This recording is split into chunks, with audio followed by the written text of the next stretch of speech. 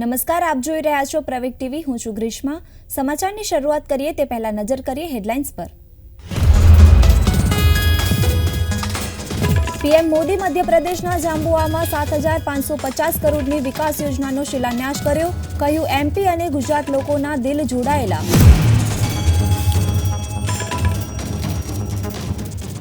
દિલ્હી ખેડૂતોની કૂચ પહેલા પોલીસ કાર્યવાહી. રાષ્ટ્રીય રાજધાનીમાં કલમ 144 લાગુ. ઇન્ટરનેટ સેવા બંધ.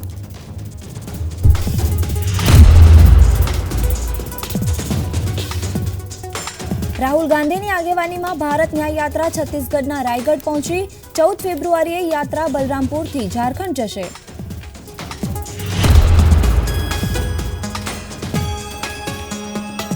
રાજ્યના કૃષિ મંત્રી રાઘવજી પટેલને બ્રેઇન સ્ટ્રોક આવ્યો. વધુ સારવાર માટે મુંબઈ લઈ જવાય તેવી શક્યતા.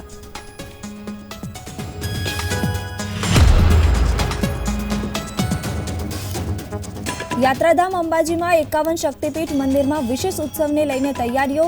આવતીકાલે ગબ્બરમાં પાલખી યાત્રા અને શંખ યાત્રાનો યોજાશે.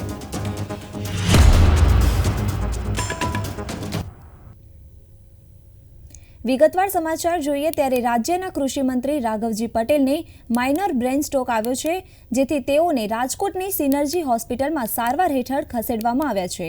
હાલ તેઓ આઈસીયુમાં સારવાર હેઠળ છે. મુખ્યમંત્રી સતત સંપર્કમાં છે. કૃષિ મંત્રીની તબિયત હાલ સ્થિર છે. રાઘવજીને વધુ સારવાર માટે મુંબઈ લઈ જવાય તેવી શક્યતા છે, જેમાં પરિવારજનો દ્વારા નિર્ણય લેવાયા બાદ મુંબઈ શિફ્ટ કરાઈ શકે છે. 3 વાગ્યા આસપાસ મુંબઈ શિફ્ટ કરાઈ શકે તેવી શક્યતા છે. મુંબઈની 3 હોસ્પિટલનો અભિપ્રાય લેવામાં આવી રહ્યો છે. એમને જે હોસ્પિટલમાં દાખલ કરવામાં આવ્યા હતા અને ત્યાંથી સિનર્જી હોસ્પિટલ રાજકોટ ખાતે હાલ દાખલ કરવામાં આવ્યા છે. હાલ એમની તબિયત સ્થિર છે અને લગભગ એમના પરિવારજનોને સંતોષ થાય એ પ્રકારની સારવાર પણ મળી રહી છે અને જરૂર પડે આગળની વ્યવસ્થા પણ કરવા. ખેડૂતોના આંદોલનના એલાનને કારણે હરિયાણામાં પ્રતિબંધો સતત વધી રહ્યા છે. એક તરફ હરિયાણા સરકારે રાજ્યના 7 જિલ્લાઓમાં ઇન્ટરનેટ સેવાઓ પર પ્રતિબંધ મૂક્યો છે. અંબાલા, જીંદ, કુરુક્ષેત્ર, હિસાર, કૈથલ, ફતેહાબાદ અને સિરસામાં ઇન્ટરનેટ પર પ્રતિબંધ મુકાયો છે. આ તરફ ચંદીગઢને અડીને આવેલા પંચકુલામાં કલમ 144 લાગુ કરવામાં આવી છે. 13 ફેબ્રુઆરીએ ખેડૂતોના સંગઠનોની દિલ્હી તરફ કૂચની જાહેરાત બાદ પંજાબ હરિયાણા સરહદી વિસ્તારોમાં સુરક્ષા વધારી દેવામાં આવી છે, જેથી તેઓને રાષ્ટ્રીય રાજધાની તરફ જતા અટકાવી શકાય. પંજાબ હરિયાણાની સરહદો સીલ કરી દેવામાં આવી છે.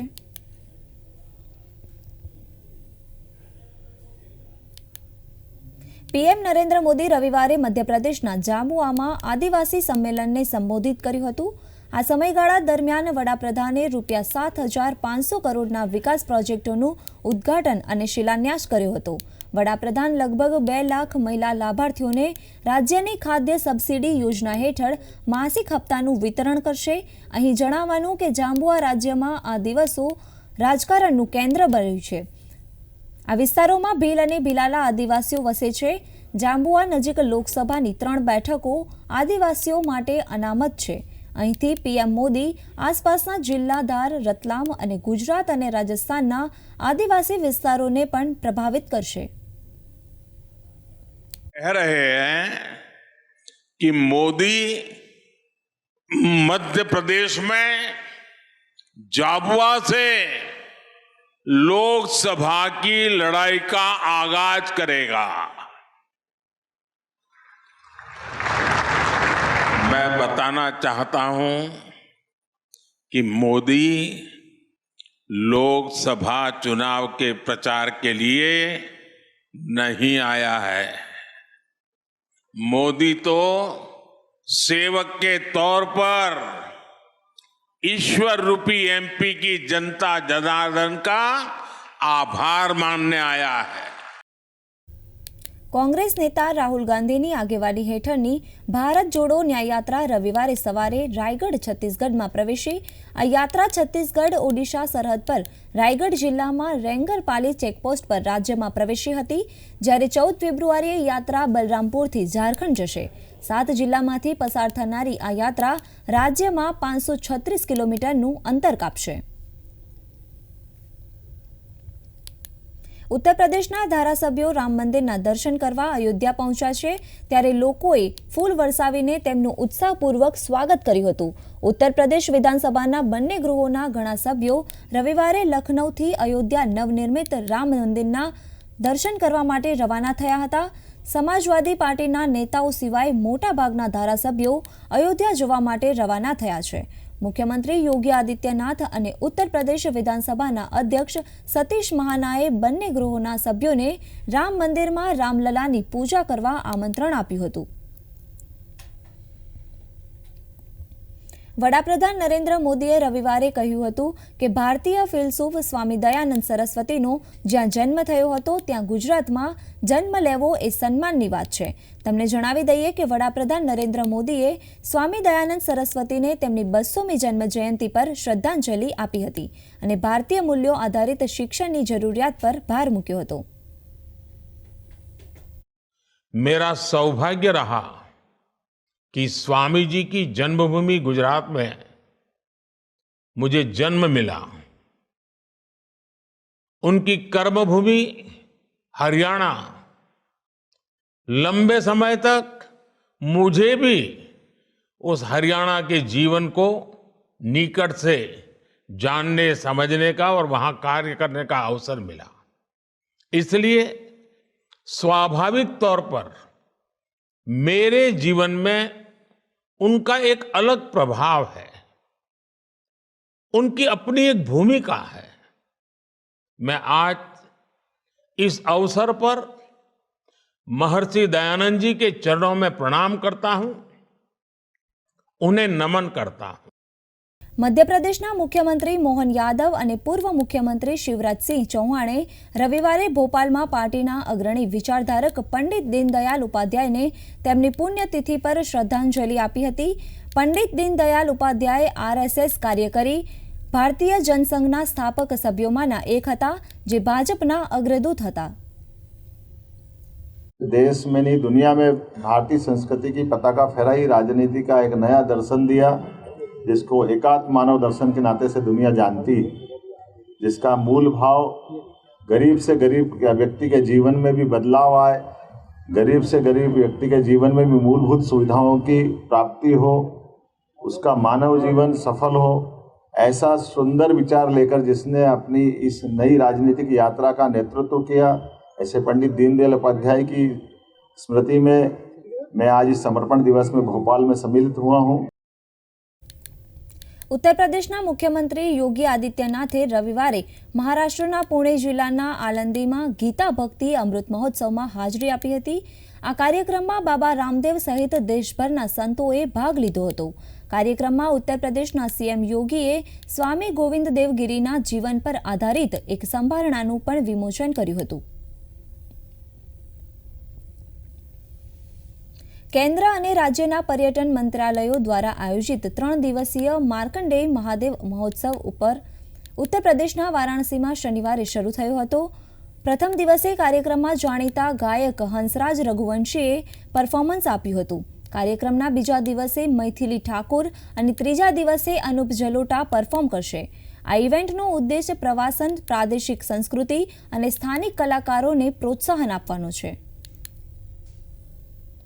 आज ये मार्कंडेय महोत्सव दूसरी बार, पहले 2018 में हुआ था. ये 3 दिन का जो महोत्सव है, इसमें केंद्र सरकार और राज्य सरकार के सहयोग से ये महोत्सव का आयोजन माननीय केंद्रीय मंत्री जी जो महेंद्रनाथ पांडे जी के जो संसदीय क्षेत्र में हो रही है.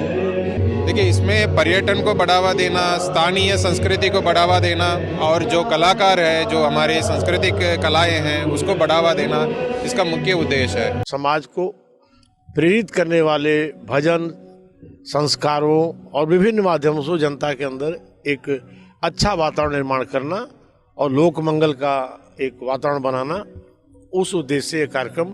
और अब मुझे प्रसन्नता है कि दोनों सरकारों ने प्रतिवर्ष इस कार्यक्रम को करने का निर्णय किया. હલ્દવાની હિંસામાં પીડિતના પરિવારે આર્થિક મદદ માટે સરકારને અપીલ કરી છે.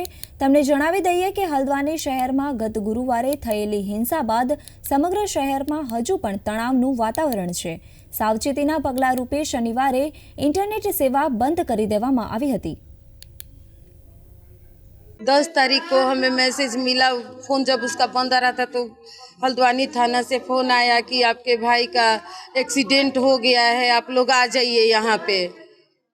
यही मैसेज मिला है हम लोगों को। वहाँ पे हमारे बहनोई रहते हैं दिल्ली में, तो हम लोग वहाँ संपर्क किए कि आप वहाँ जल्दी पहुँचिए, यहाँ से हम लोग जल्दी नहीं पहुँच सकते हैं, एक्सीडेंट का बात था। तो हमारे बहनोई वहाँ पे पिंटू जी हैं, वो गए हुए हैं, तो उन्होंने जब देखा और बताया कि उनके सर पे गोली लगी हुई है, वो अब एक्सपायर कर गए हैं। सरकार से हम अपने परिवार को चलाने के लिए गुजारा भत्ता जो भी हो हमें दें। सरकार, हमारा परिवार कैसे चलेगा, वही हमारे परिवार को चलाने वाले और कमाने वाले थे। જામનગરના પ્રધાનમંત્રી આવાસ યોજનાના લાભાર્થીઓએ રવિવારે વડાપ્રધાન નરેન્દ્ર મોદીનો આભાર માન્યો અને ઘર મેળવવા બદલ આનંદ વ્યક્ત કર્યો। વડાપ્રધાન નરેન્દ્ર મોદીએ શનિવારે કહ્યું હતું કે ભારતને વિકસિત રાષ્ટ્ર બનાવવાનો સંકલ્પ કરીને દેશના દરેક વ્યક્તિ સાથે ઇતિહાસ રચવાનો સમય આવી ગયો છે। પ્રધાનમંત્રી આવાસ યોજના હેઠળ 1.3 લાખ મકાનોનું ઉદ્ઘાટન અને શિલાન્યાસ કર્યા બાદ પીએમ મોદીએ ભારપૂર્વક જણાવ્યું હતું કે તેમની સરકાર 25 કરોડ લોકોને ગરીબીમાંથી બહાર કાઢવામાં સફળ રહી છે અને તેની યોજનાઓના સૌથી મોટા લાભાર્થીઓ છે દલિત, ઓબીસી અને આદિવાસી છે।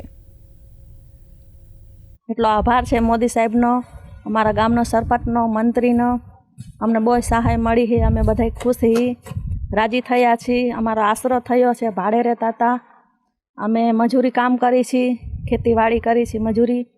આ મકાન અમે સારું કર્યું છે। અમે 5 માણસ છે ઘરમાં। અમને આ મકાન મળ્યું, સરકારશ્રીનો ખૂબ ખૂબ આભાર।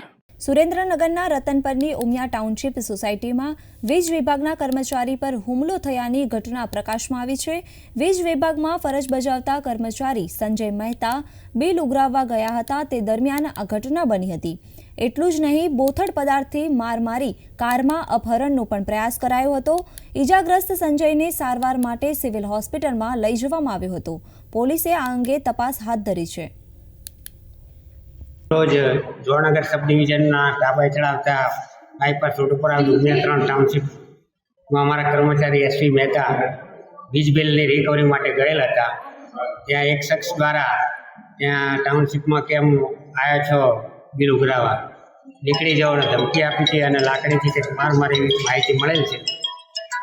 કંપનીની મુજબ પોલીસ ફરિયાદ કરવાની કાર્યવાહી કરવાના છે। હાલ આપ હોસ્પિટલમાં આવ્યો છો, કર્મચારીની કેવી હાલત છે, શું ઈજા છે? નહીં, અત્યારે મેં સારવાર ચાલુ છે, એક્સરે કરાવી મેડિકલ ઓફિસરે સારવાર ચાલુ કરી દીધી છે। કર્મચારી સાથે બીજી કોઈ અપહરણની એવી પણ વાત છે, શું કહેશો? એટલે એ એવી જાણવા મળે છે, એટલે તપાસ ચાલુ છે, પછી બાકી માહિતી મળી। વારંવાર વીજ વિભાગના પોલીસ દ્વારા નિવેદન લેવામાં આવે છે, ખ્યાલ આવી છે। સુરતમાં હંસાબેનને બ્રેઇન ડેડ જાહેર કરતા તેમના અંગોનું દાન કરવામાં આવ્યું। ભત્રીજીના લગ્ન પ્રસંગમાં પારિવારિક કામકાજ પૂર્ણ કરી ઘરે જઈ રહેલા દંપતીને પાસેદરા ગંભીર અકસ્માત થયો હતો। હંસાબેનને તેમના માથાના ભાગે ગંભીર ઈજાઓ થયેલી રિકવરી નહીં આવતા ફરજ પરના તબીબ તેમને બ્રેઇન ડેડ જાહેર કર્યા હતા। ત્યારબાદ પરિવારના લોકોએ અંગદાન કરવાનો નિર્ણય લેતા હંસાબેનના બંને હાથ, હૃદય, બંને કિડની, ચક્ષુઓના અંગોના દાન દ્વારા અન્ય 6 લોકોને ફરી નવજીવન આપ્યું છે। સુરત પીપી સવાણી હોસ્પિટલ ખાતે અકસ્માતનો એક કેસ આવ્યો હતો।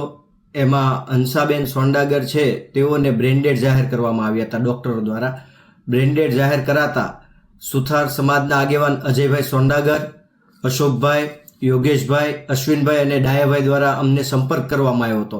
સંપર્ક કરવાની સાથે એ લોકોએ રજૂઆત કરી હતી કે અમારે 2 દિવસ ખમવું છે ઓર્ગન ડોનેશન માટે, પરંતુ એ લોકોને સમજાવવામાં આવ્યું કે અંગદાન જેટલું ઝડપથી થાય એટલું અંગો વ્યવસ્થિત અને સારા મળી શકે લોકોને એવો પ્રયત્ન હોય છે। એટલા માટે તમને કોઈ તકલીફ ન હોય તો આપણે આજે જ આ પ્રોસેસ કરીએ।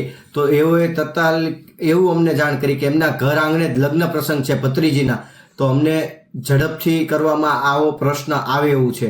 એટલે એ લોકોને સમજાવ્યું, એમના પરિવારને સમજાવ્યું, અજયભાઈને બધાએ સહયોગ કર્યો, તેના કારણે આ અંગદાન સફળતાપૂર્વક કરવામાં આવ્યું હતું। બંને હાથોનું મુંબઈ ગ્લોબલ હોસ્પિટલ દ્વારા અંગોનું દાન સ્વીકારવામાં આવ્યું હતું। મહાવીર હોસ્પિટલ સુરત દ્વારા હૃદયનું દાન સ્વીકારવામાં આવ્યું હતું। ઝાયડસ હોસ્પિટલ દ્વારા એક કિડની અને એક કિડની ભાઈલાલ અમીન વડોદરા દ્વારા સ્વીકારવામાં આવી હતી અને બંને ચક્ષુઓનું લોકદ્રષ્ટિ ચક્ષુ બેંકના પ્રફુલભાઈ દ્વારા સ્વીકારવામાં આવ્યું હતું. ગીર સોમનાથમાં એસઓજીના 2 કર્મચારીઓ પર જીવલેણ હુમલાની ઘટના સામે આવી છે. આ અધિકારીઓ ગેરકાયદે હથિયારની બાતમીના આધારે કોડીનારના જંગલેશ્વર મંદિર પાસે ખાનગી વાડીમાં રેડ કરવા માટે ગયા હતા. સંજય ચૌહાણ નામના ઈસમની વાડીના રહેણાંક મકાનમાં શનિવારે રાત્રિના 10 વાગ્યાના સુમારે હુમલાની આ ઘટના બની હતી. 4 મહિલા સહિત 10 લોકોએ રેડ કરવા ગયેલ એસઓજીના કોન્સ્ટેબલ મેહુલસિંહ પરમાર અને ગોપાલસિંહ પર હુમલો કર્યો હતો. ઇજાગ્રસ્ત બંને પોલીસ કર્મચારીઓ હાલ સારવાર હેઠળ છે. કોન્સ્ટેબલ મેહુલસિંહની ફરિયાદ આધારે 4 મહિલા સહિત 7 આરોપીને ઝડપી પાડવામાં આવ્યા છે, જ્યારે મુખ્ય આરોપી સંજય ચૌહાણ સહિત 3 લોકો હજુ પણ ફરાર છે.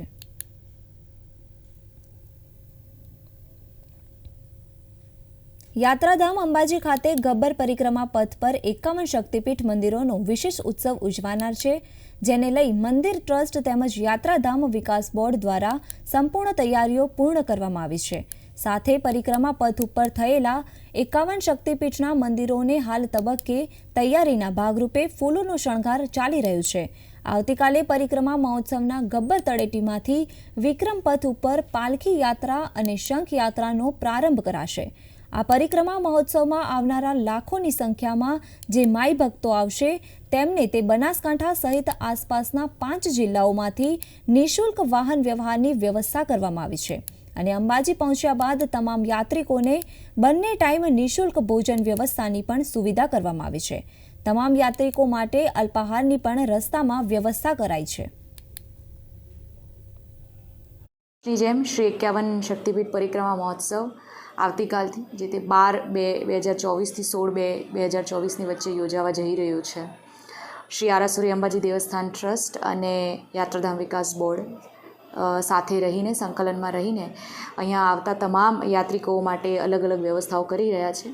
સૌથી પહેલાં પરિવહનની વાત કરીએ તો બનાસકાંઠાની સાથે સાથે આસપાસના પાડોશી જે 5 જિલ્લાઓ છે ત્યાંથી કુલ 750 બસીસમાં યાત્રિકો અહીંયા આવી રહ્યા છે અને આપની સાથે આ શેર કરવામાં અમે ખૂબ ગૌરવ અનુભવીએ છીએ કે આ જે બસ સેવા છે એ યાત્રિકો માટે સંપૂર્ણપણે નિઃશુલ્ક થવાની છે. તેનો સંપૂર્ણ ખર્ચો ટ્રસ્ટ અને યાત્રાધામ વિકાસ બોર્ડ સરકારશ્રીના નેતૃત્વ હેઠળ ભોગવી રહ્યા છે. તો આપના થકી અમે જિલ્લાના તમામ અન્ય જિલ્લાઓના જેટલા બી યાત્રિકો છે તેઓને આવાહન કરીએ છીએ કે એ લોકો આ પવિત્ર પરિક્રમા જે છે તેનો સારો આનંદ લઈને તેનો પોતાને એક ધન્યતા અનુભવી શકે છે. તે સિવાય અહીંયા નિઃશુલ્ક સ્વાદિષ્ટ અને સાત્વિક ભોજનની પણ વ્યવસ્થા અમે 2 ટાઈમ કરેલી છે. જેટલા પણ યાત્રિકો અહીંયા આવે છે તેમની માટે 2 અલગ અલગ જગ્યા છે. એક તો ગબ્બર તળેટી જ્યાં ભાદરવી પૂનમમાં પણ આપણે વર્ષોથી ભોજનની વ્યવસ્થા કરી રહ્યા છીએ એ જગ્યા, અને બીજી દાંતા અંબાજી રોડ ઉપર અંબાજી આર્ટ્સ કોલેજ છે ત્યાં ભોજનની નિઃશુલ્ક વ્યવસ્થા કરવામાં આવી છે. ટ્રાફિક અને ક્રાઉડ કંટ્રોલના મેનેજમેન્ટને ધ્યાનમાં રાખીને જેટલા બી 5 જિલ્લાઓ છે તેઓની બસીસને અમે અલગ અલગ પાર્કિંગ પ્લોટ્સ એલોટ કર્યા છે. તેઓના બનાસકાંઠાના જે રૂટ્સ છે તેને ધ્યાનમાં રાખીને. તો હાલ બુલેટિનમાં બસ આટલું જ. મને રજા આપશો. નમસ્કાર.